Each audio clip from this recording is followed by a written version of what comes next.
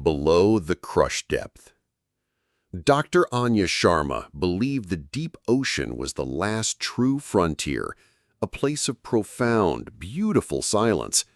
As a marine biologist specializing in extremophiles, she saw the crushing pressure and absolute darkness of the Mariana Trench not as a threat, but as a cradle for the most resilient life on Earth. She was an optimist, a scientist who saw wonder in the abyss. Mace, Callahan, the pilot of the deep-sea submersible Hades, saw only 1,000 ways to die. He was a veteran of the deep, a man whose nerves were forged from steel and cynicism. The ocean to him was not a wonder. It was a cold, unforgiving engine of physics that was always looking for a weakness. He was still haunted by the memory of his last dive, a catastrophic equipment failure that had cost his best friend and co-pilot his life. Now he trusted only his checklist and his own grim experience. Their mission was a routine scientific survey, a descent to the Challenger Deep. From the moment they sealed the hatch, the tiny two-person sphere of the submersible was a study in contrasts. Her side was filled with monitors displaying vibrant sonar readings and specimen charts. His was a stark landscape of gauges, warning lights, and emergency overrides.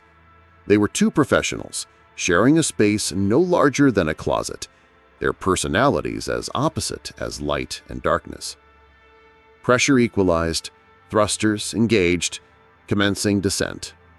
Mace's voice was a low, emotionless rumble, the voice of a man who recited a prayer he no longer believed in.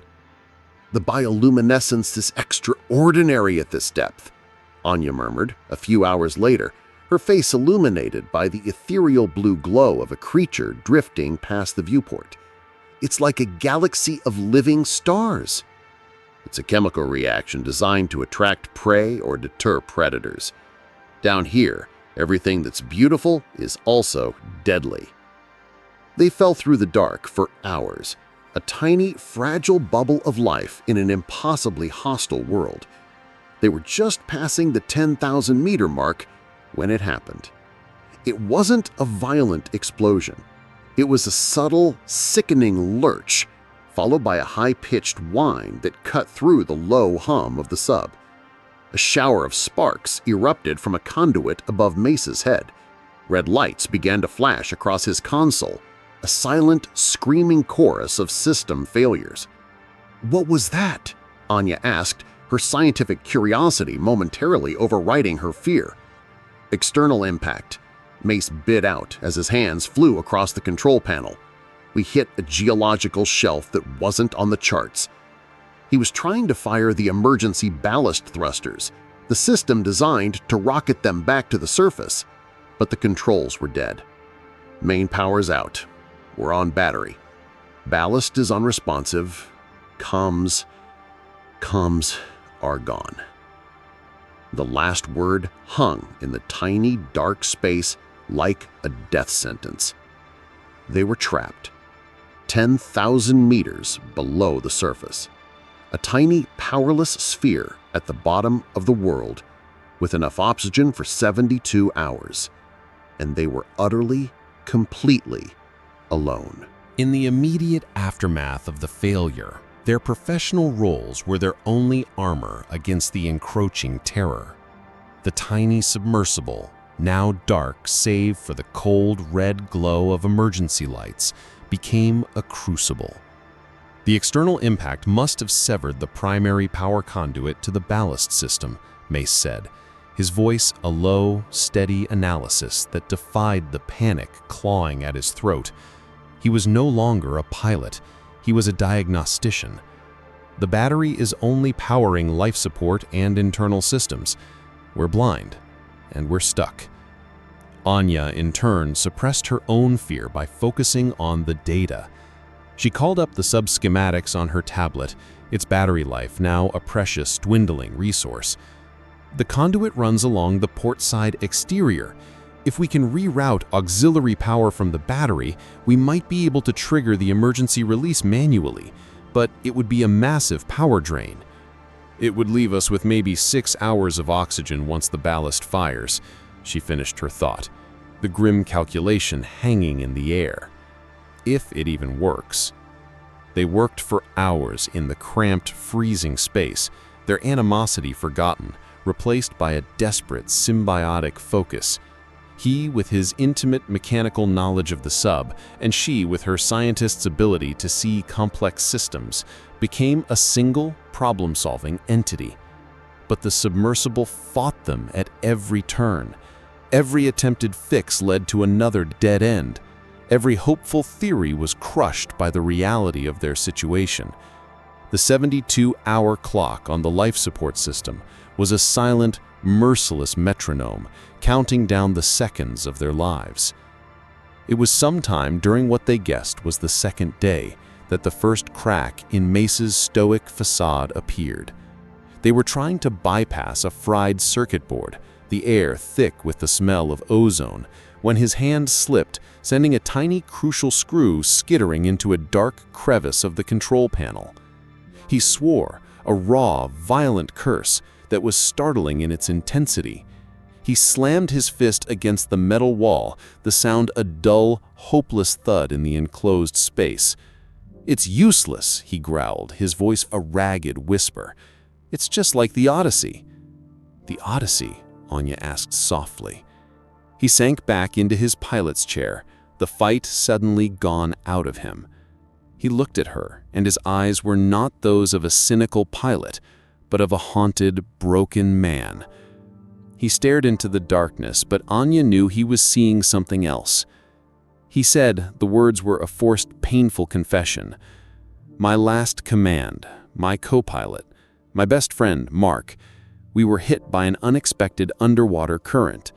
A pressure spike. The viewport cracked. Standard procedure was to release the emergency beacon and wait for rescue."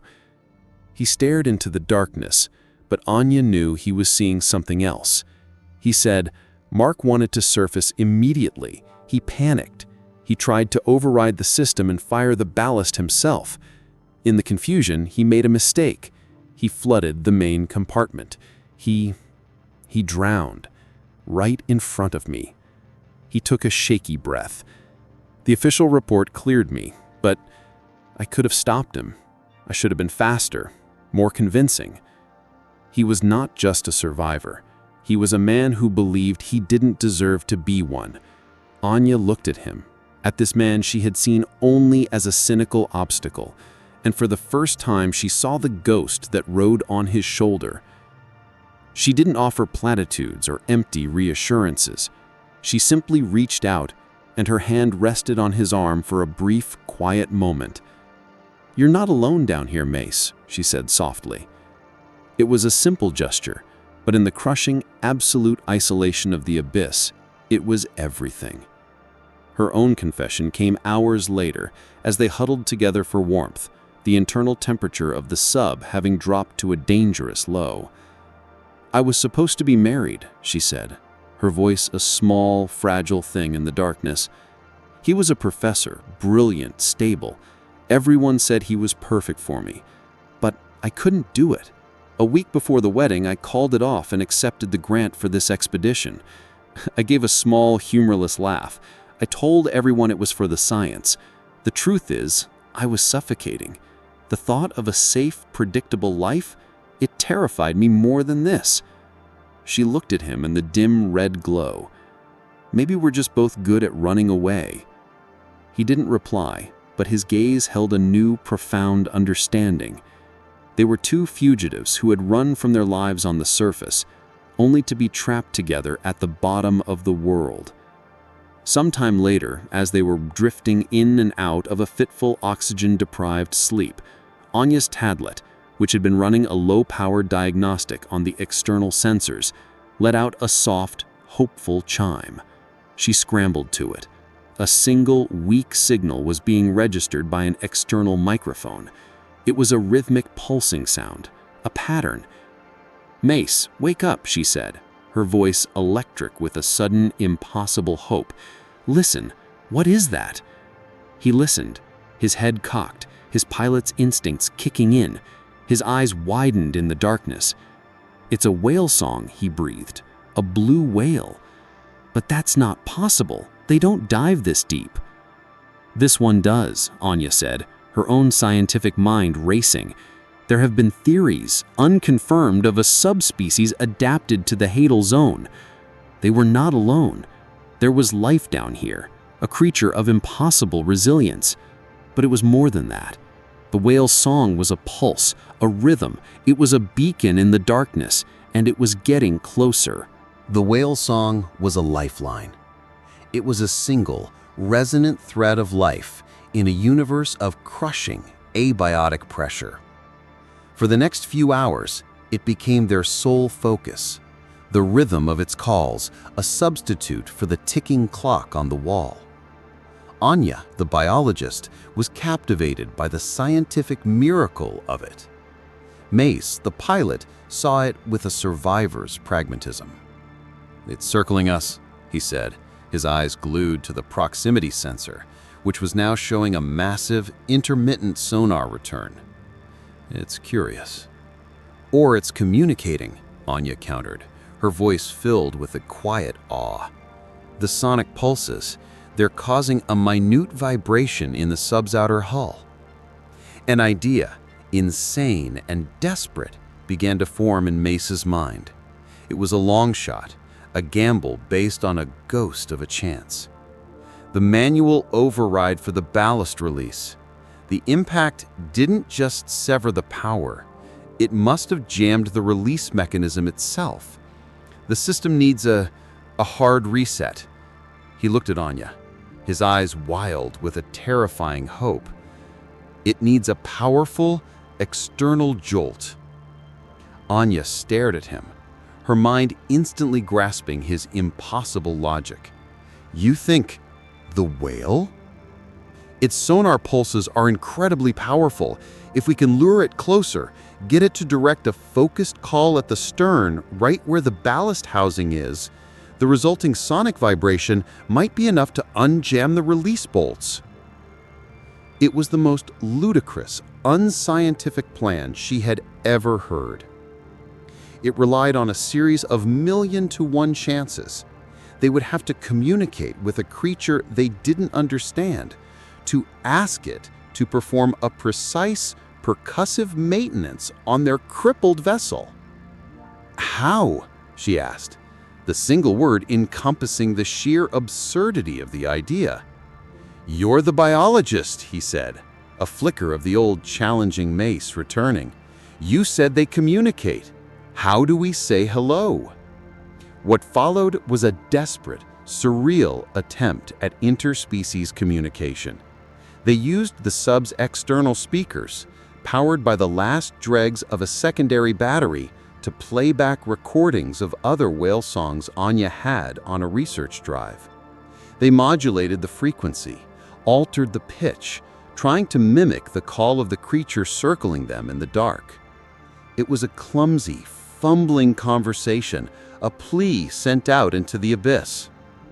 For a long time, nothing happened. The whale continued its slow, circling path, its song a mournful, unanswered question. Their oxygen levels dipped into the critical zone. The red emergency lights began to pulse, a silent, rhythmic alarm. They had maybe an hour left. "It's not working," Anya whispered, her hope finally beginning to fray. "Then we give it something new," Mace said, his voice grim. He looked at the comms panel. "The speakers are still live." He turned to her. "Talk to it." "Talk to it? Say what?" "Anything," he urged. "Tell it a story. Tell it about the sun. It's a living creature. It's curious. Let it hear a sound it's never heard before." She looked at him, at the desperate sincerity in his eyes. She took the microphone. Her mind went blank. What do you say to the last living thing you might ever encounter? She didn't talk about science. She didn't talk about hope. She talked about her grandmother's garden, about the smell of rain on hot asphalt, about the feeling of lying in the grass and watching the clouds. She spoke of a world of light and color and warmth, a world this creature, born and raised in the eternal night, could never know. Her voice was a soft, melodic whisper, a story of a life lived on the surface, a final, poignant message in a bottle. As she spoke, the pulsing on the sonar screen changed. The whale's slow, circling pattern stopped. It was moving closer. "It's working," Mace breathed, his eyes wide. He was at the controls, his hands hovering over the manual override for the ballast. "He need to time it perfectly," he said, his voice a low, tense murmur. "Anya, keep talking to it. Bring it home." She continued to speak, her voice now a steady, hypnotic rhythm, her story a siren song for the lonely god in the deep. The sonar showed the massive creature was now almost touching them, its immense form a silent, invisible presence just outside the viewport. The sub's internal speakers crackled. The oxygen alarm began to chime, a soft funeral bell.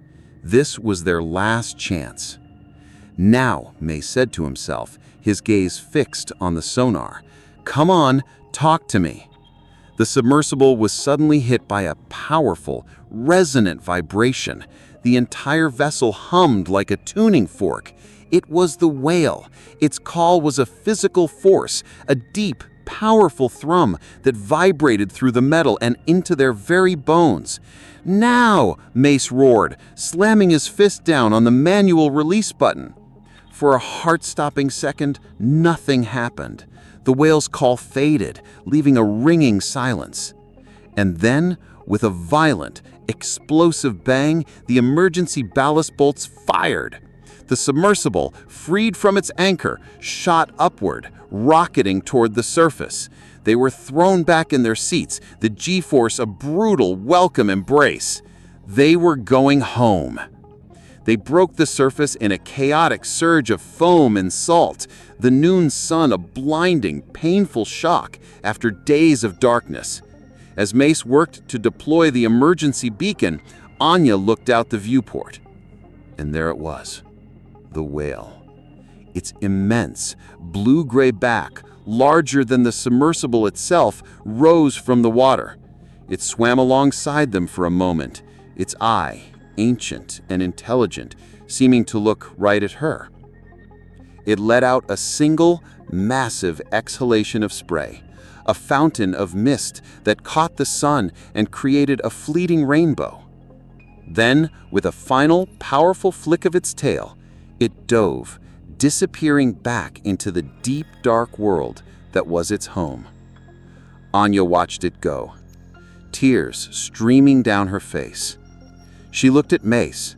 He was looking at her, his face bruised, exhausted, and filled with a look of pure, unadulterated awe.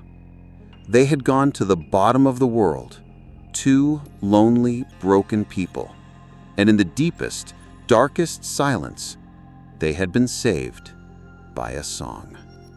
Rescue came in the form of a Coast Guard cutter, a noisy, bustling intrusion into the profound silence they had grown accustomed to. They were winched aboard, wrapped in blankets, and immediately separated by brisk, efficient medics. The world, which had shrunk to the size of their two-person sphere, suddenly expanded into a chaos of new faces, loud voices, and a barrage of questions. The debriefing was a blur. They were hailed as heroes, survivors of a 1 in a billion accident. The official story was a simple one, a catastrophic systems failure and a miraculous last-ditch repair. The part about the whale, about Anya's story of the sun, about the impossible resonant song that had saved them, that was a story they kept for themselves. It was too strange, too intimate, too sacred to be translated into the flat, bureaucratic language of an incident report. It was their secret. They were flown back to the mainland and taken to a private medical facility for observation. For the first time in what felt like a lifetime, they were in separate rooms. The solid, constant presence of the other person, a presence that had been her entire world for 72 hours, was gone. Anya lay in a sterile, white room, the rhythmic beeping of the heart monitor a pale, anemic substitute for the whale's song. She felt a profound, disorienting sense of loneliness that was worse than anything she had felt in the abyss. Mace in the room next door felt it too. The ghosts that had been kept at bay by the urgent, all-consuming need for survival had returned. The memory of Mark, his dead co-pilot, was a heavy shroud. But now there was a new ghost, the memory of Anya's voice, a soft, steady anchor in the terrifying darkness.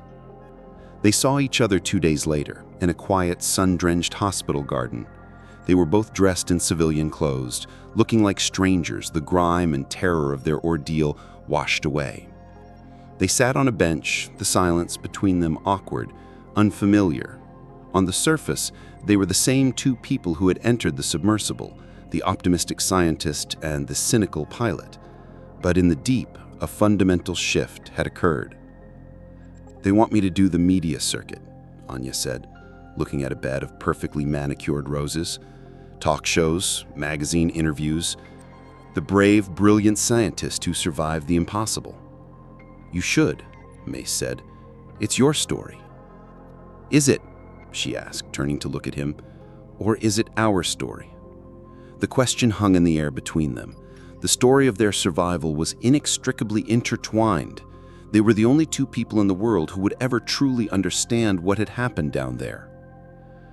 "My company has offered me a promotion," he said, changing the subject. "Head of the deep-sea program. A desk job. They think I've had enough excitement." His voice was laced with a bitter irony. "Are you going to take it?" "It's a safe, predictable life," he said, the words echoing her own confession in the dark. "But not you," she stated softly. He looked at her, his gaze intense. "I spent years running from a ghost, Anya.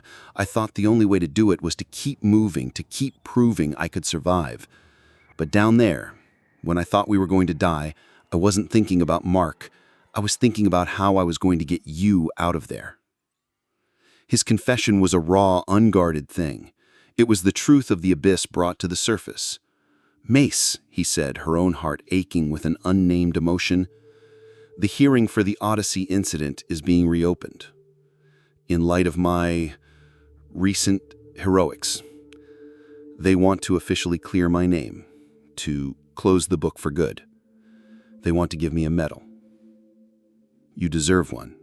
"No," he said, his voice firm. "Because I lied. Not to the inquiry board, but to myself. I told myself Mark panicked. The truth is, I froze. Just for a second. But a second is all it takes down there. If I had reacted faster, I could have stopped him. I could have saved him." He was finally admitting his deepest fear, the guilt that had been poisoning him for years.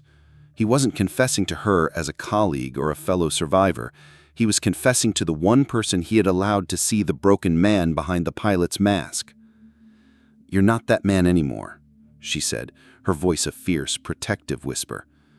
She reached out and her hand covered his. It was a mirror of the gesture she had made in the sub, but this time it was not one of comfort, it was one of choice. He looked at their joined hands, then at her face. The world of checklists, protocols, and ghosts seemed to fade away. All that was left was the woman sitting next to him, the woman whose quiet voice had called a miracle out of the darkness. "I have to testify at that hearing next week. I have to tell them the real truth." "I know," she said. After that, he trailed off, the future a vast, uncharted ocean. "After that," she finished for him, her fingers lacing through his, "we figure it out. Together." It wasn't a promise of an easy life. It was a promise of a shared one. They had been to the most alien place on Earth, and in the process had found the most human thing of all, a connection that was deeper and more resilient than any pressure the world could exert. The inquiry hearing was held in a sterile wood-paneled room that felt more claustrophobic to Mace than the submersible had been. The air was thick with the weight of official procedure. Anya sat in the front row of the public gallery, a quiet, solid presence at his back. She was not there as a witness or a colleague. She was there for him. When it was Mace's turn to speak, he did not read from his prepared statement. He looked directly at the panel of stern-faced officials, and he told them the truth, the whole, unvarnished, ugly truth of the Odyssey disaster. He spoke of his hesitation, of the single fatal second of indecision that had cost his friend his life. He didn't make excuses. He didn't ask for forgiveness. He simply owned his failure. When he was finished, a heavy silence filled the room. He had given them the perfect reason to strip him of his certifications, to end his career. He had handed them his professional life on a platter. The head of the panel, a grizzled old admiral, looked at him for a long, hard moment. "It takes a certain kind of courage to face a catastrophic failure, Captain Callahan," he said finally, his voice a low gravel. "It takes another kind entirely to face your own. Your testimony is noted. This inquiry is closed." He was not exonerated in a blaze of glory. He was not condemned. He was simply released. The ghost he had been running from for years had finally been laid to rest, not by a committee's absolution, but by his own confession. He met Anya outside the hearing room. He felt lighter than he had in years. The future was a blank, terrifying, and utterly exhilarating page. "So," she said, a small, proud smile on her face, "what now, Captain Callahan?" He looked at her, at the woman who had been his partner in the abyss and his anchor on the surface. "I was thinking that I've spent my entire life exploring the deep. Maybe it's time I explored the surface for a while." He took her hand. "I hear the Amazon is nice this time of year, or the Serengeti, or a small, quiet garden somewhere." She laughed, a bright, beautiful sound that was the furthest thing from the crushing silence of the deep. "Are you asking me on a date, Mace?" "I'm asking you on an expedition," he corrected her gently. "Our expedition." Their new life began not with a grand declaration, but with a simple choice. He walked away from his high-paying desk job. She, in turn, published her groundbreaking paper on the Hadal Zone whale, a discovery that made her a star in the scientific community. But instead of accepting the prestigious university position she was offered, she took a different path. Together, they established a small, independent foundation, the Anya Sharma Foundation for Uncharted Exploration. It was a fusion of their two worlds, his practical, logistical genius and her brilliant scientific curiosity. They would fund small, unconventional, high-risk expeditions to the last unexplored corners of the world. They would be partners in every sense of the word. Their first project took them to a remote volcanic island in the Pacific, searching for a species of coral thought to be extinct. They lived in a small, rustic cabin, their days filled with diving and research, their nights filled with the easy, comfortable silence of two people who understood each other without words. One evening, as they sat on the beach, watching the sun dip below the horizon, painting the sky in fiery colors, Anya turned to him. "Do you ever miss it? The silence?" she asked softly. He thought for a moment, looking out at the vast open ocean. He thought of the crushing, absolute blackness, the profound and terrible loneliness of the deep. But then he looked at her, at the way the last light of day caught the warmth in her eyes. "No," he said, with a voice full of a quiet, unshakable certainty as he laced his fingers through hers. "I've had enough silence to last a lifetime." They had been to the bottom of the world and had been saved by a song. But they had learned that true survival wasn't about escaping the darkness. It was about finding the person you wanted to share the light with. And together, they had a whole new, uncharted world to explore.